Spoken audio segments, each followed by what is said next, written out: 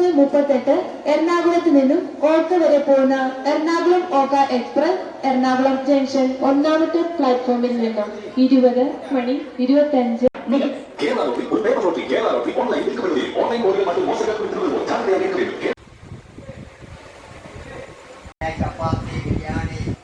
അത്യാവശ്യം വൃത്തിയുള്ളൊരു കോച്ച് തന്നെയാണ് എറണാകുളം ഓക്ക എക്സ്പ്രസിൻ്റേത്.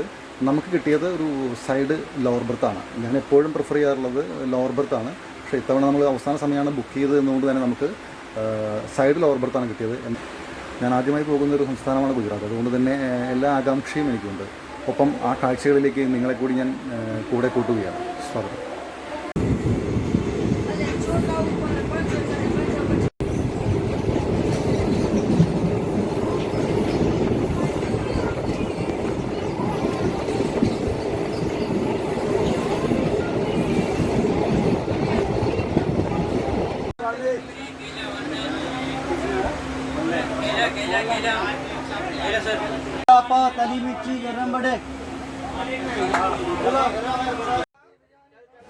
ചുരുങ്ങിയ ചിലവിൽ വിശപ്പ് മാറ്റാമെന്നതുകൊണ്ട് വടപ്പാവ് വാങ്ങാൻ ആളുകളുടെ തിരക്കായിരുന്നു. ഞാനും വാങ്ങി ഒരെണ്ണം.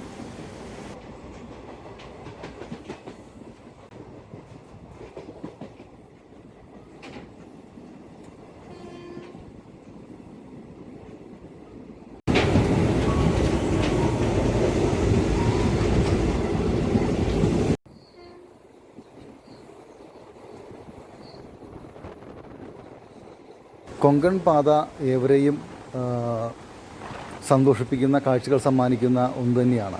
പകൽ സമയത്ത് പോകുമ്പോഴാണ് അത് കൂടുതലായും അനുഭവിക്കാൻ കഴിയുക. രാത്രിയിൽ പോകുന്ന സമയത്തും ഇരുട്ടാണ്, കൊങ്കണിലേക്ക് കിടക്കുമ്പോഴും ഇരുട്ടാണെന്നതുകൊണ്ട് അത് തിരിച്ചറിയാൻ കഴിയില്ല.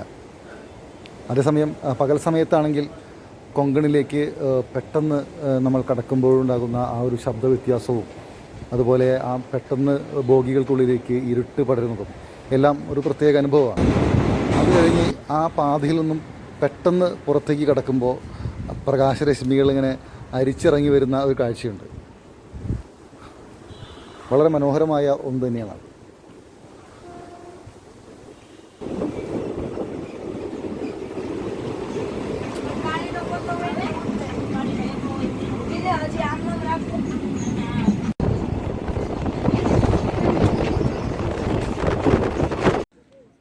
ഏതോ ട്രെയിൻ കടന്നു പോകാൻ വേണ്ടി നമ്മുടെ വണ്ടി അല്പനേരം പിടിച്ചിട്ടതാണ്. എല്ലാവരും കുറേ നേരം ഇരുന്ന് മുഷിഞ്ഞതല്ലേ, കാലൊക്കെ കടയുന്നുണ്ടാവും. എല്ലാവരും ഒന്ന് കുറച്ച് നേരം ആളുകളൊക്കെ പുറത്തിറങ്ങി.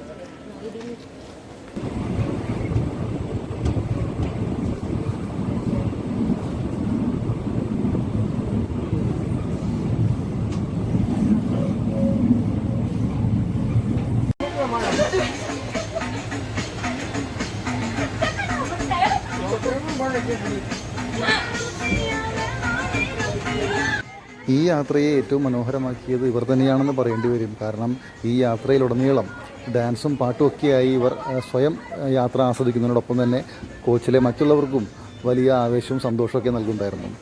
ഒരുപാട് വീഡിയോകളൊക്കെ അവരെടുത്ത് റീൽസ് ഇടുന്നുണ്ടായിരുന്നു. 1-2 തവണ എനിക്കും ക്യാമറാമാൻ ആവേണ്ട ഗതികേടുണ്ടായി.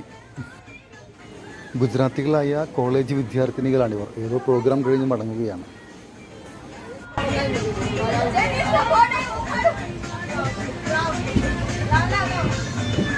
അതിനിടയിലാണ് കുക്കുംബറുമായി ഒരു ചേട്ടൻ ഓടി വന്നത്. നിമിഷങ്ങൾക്ക് കൊണ്ടാണ് അദ്ദേഹം ഒരു കുക്കുംബർ എടുത്ത് അരിഞ്ഞ് പ്ലേറ്റിലാക്കി കൊടുക്കുന്നത്. അത് ഏത് ജോലിയും ചെയ്യുമ്പോഴുള്ള ആ ഒരു കൈത്തഴക്കം നമുക്ക് കൃത്യമായി കാണാൻ കഴിയും. നിമിഷങ്ങൾക്കകം അദ്ദേഹം കുക്കുംബർ അരിഞ്ഞ് പ്ലേറ്റിലാക്കി 20 രൂപയ്ക്ക് വിൽക്കുകയാണ്. ആ ബോഗിയിലുള്ള എല്ലാവരും അത് വാങ്ങിയെന്നുള്ള പ്രത്യേകത.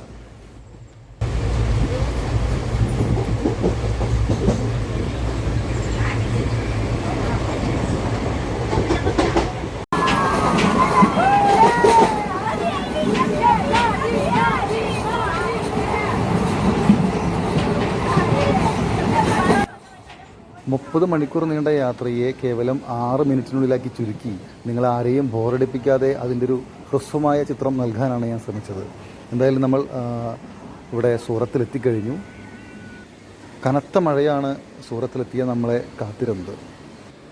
പുറത്തേക്ക് ഇറങ്ങുമ്പോൾ പ്ലാറ്റ്ഫോമിലേക്ക് അടക്കം നല്ല രീതിയിൽ വെള്ളം വരുന്നുണ്ടായിരുന്നു.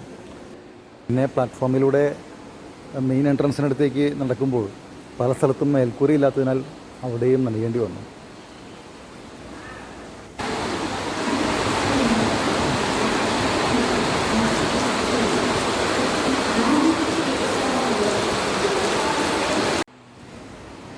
ഒടുവിൽ ആ തണുപ്പൊക്കെ മാറ്റാൻ ആദ്യം കണ്ട ചായക്കടയിൽ നിന്നും ഒരു ചായ വാങ്ങി നല്ല ചൂടോടെ കിട്ടി, അത് കുടിച്ചു.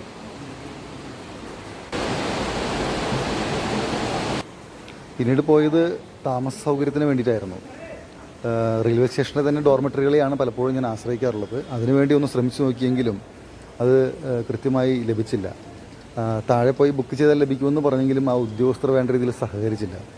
പിന്നീട് പുറത്തിറങ്ങി റെയിൽവേ സ്റ്റേഷന് ഏതാണ്ട് ഓപ്പോസിറ്റായിട്ടാണ് ഒരു സ്വകാര്യ ലോഡ്ജ് കണ്ടത്. അവിടെ ഡോർമെറ്ററി എടുക്കുകയായിരുന്നു. 300 രൂപ മാത്രമാണ് ഡോർമെറ്ററിക്ക് അവിടെ ചാർജ് ചെയ്യുന്നത്. 24 മണിക്കൂറാണ് ചെക്ക് ഔട്ട് ടൈം. സാധാരണ നമ്മുടെ ടൂറിസ്റ്റ് കേന്ദ്രങ്ങളിലൊക്കെ ഉള്ള പോലെ 12 മണിക്കൂറും 10 മണിക്കൂറും 8 മണിക്കൂറും ഒന്നുമല്ല. സൂറത്തിൻ്റെ പ്രത്യേകത അവിടെ വസ്ത്രം വാങ്ങാൻ വരുന്ന വ്യാപാരികളാണ്. അപ്പോൾ അവർ ഇത്രയും നേരം നിന്ന് വിവിധ മേഖലകളിൽ പോയി വിവിധ ഷോപ്പുകളിൽ പോയി പർച്ചേസ് ചെയ്യേണ്ട ആവശ്യമുള്ളത് കൊണ്ട് തന്നെ അവർക്ക് ഇത്രയും സമയം കൊടുക്കാൻ ഈ ലോഡ്ജുകാർ നിർബന്ധിതരാവുകയാണ്. കാരണം വലിയ മത്സരവും ഈ രംഗത്തുണ്ട്. ഒരുപാട് സ്ഥാപനങ്ങളുണ്ട്. ഇതിനേക്കാൾ വലിയ ഫെസിലിറ്റിയുള്ള മറ്റൊരു ലോഡ്ജ് ഞാൻ കാണുകയുണ്ടായി. ചിലർ ഈ 250 രൂപയ്ക്കും 300 രൂപയ്ക്കും ഒക്കെ ഡോർമെറ്ററി എടുക്കുന്നവർക്ക് ബ്രേക്ക്ഫാസ്റ്റ് ഏർപ്പെടുത്തി കൊടുക്കുന്നുണ്ട്. ഒപ്പം ചിലർ ഒരു പടി കൂടി കടന്ന് അന്നത്തെ ജോഡി വസ്ത്രങ്ങൾ കൂടി കഴുകി ഉണക്കി കൊടുക്കുന്ന സേവനം കൂടി ചെയ്യുന്നുണ്ട് എന്ന് മനസ്സിലാക്കുമ്പോഴാണ് സൂറത്തിലെ വസ്ത്രവ്യാപാരത്തിനൊപ്പം തന്നെ ഈ ലോഡ്ജിങ് മേഖലയും നല്ല രീതിയിൽ തന്നെ പ്രവർത്തിക്കുന്നുണ്ടെന്ന് മനസ്സിലാവുക.